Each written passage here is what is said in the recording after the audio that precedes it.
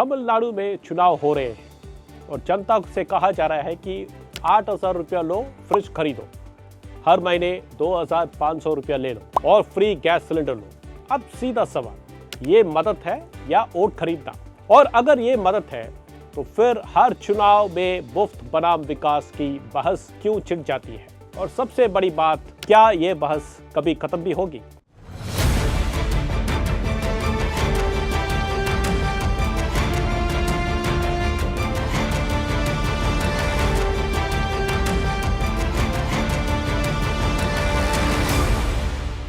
नमस्कार, मैं डी सुरेश कुमार आपका स्वागत करता हूं द हिंदू दृष्टि तमिलनाडु में।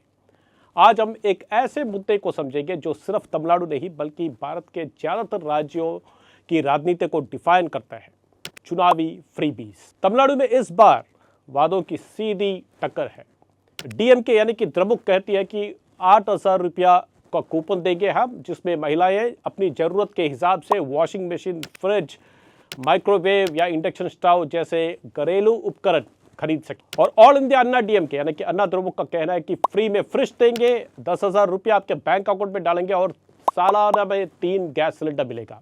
और फिल्म अभिनेता विजय कहते हैं कि हम 2,500 रुपया महिलाओं को देंगे और 6 गैस सिलेंडर। अब जरा ध्यान दीजिए, ये घोषणाएं चुनाव से ठीक पहले क्यों आती है और हर बार मुफ्त चीजें को ही केंद्र में क्यों होती है? क्या ये सिर्फ संयोग है या ये एक सोची समझी राजनीति? यहीं से शुरू होती है असली कहानी, क्योंकि इस मुद्दे पर देश 2 हिस्सों से बंटा हुआ है। एक पक्ष कहता है कि ये हमारा हक है और दूसरा कहता है कि ये चाल है। समर्थक कहते हैं कि गरीबों को राहत मिलती है, महिलाओं को आर्थिक आज़ादी मिलती है, जीवन स्तर बेहतर होता है। और सच में भी है, और सच ये भी है कि एक गैस सिलेंडर या 2,000 रुपया किसी के लिए छोटी बात तो हो सकती है, लेकिन किसी गरीब परिवार के लिए ये बहुत बड़ा सहारा है। और कई बार ये फ्रीबी नहीं बल्कि ज़रूरत बन जाती है। लेकिन आलोचक एक अलग तस्वीर दिखाते हैं। वो कहते हैं कि ये टैक्स पेयर्स के पैसे से वोट खरीदता है, इससे कोई स्थायी विकास नहीं होता और सरकारें आसान रास्ता चुनती है, शॉर्ट टर्म राहत, लेकिन लॉन्ग टर्म असर क्या है? सबसे बड़ा सवाल है, अगर पैसा है तो स्कूल, अस्पताल, नौकरियां क्यों नहीं? क्या हम सुविधा चुन रहे हैं या भविष्य? और यही सवाल आखिरकार पहुंचा सुप्रीम कोर्ट ऑफ इंडिया तक। ये केस था S Subramaniam Balaji versus government of Tamil Nadu. Court ने साफ कहा, ऐसी घोषणाएं गैर कानूनी नहीं है, लेकिन ये लोकतंत्र को प्रभावित कर सकती है। यानी कानून में तो इजाज़त दे दी, कानून ने इजाज़त दे दी, लेकिन चेतावनी भी दी।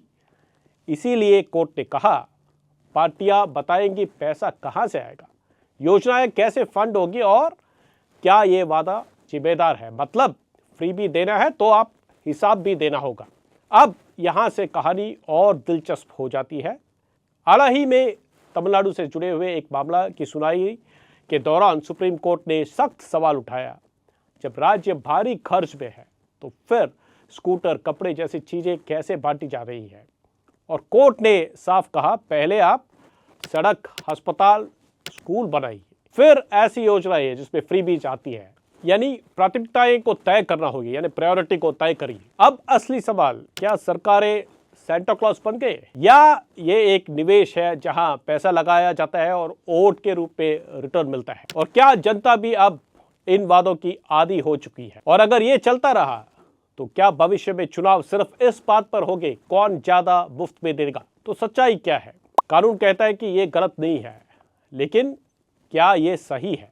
वेलफेयर और फ्रीबी के बीच लाइन कहां पे है?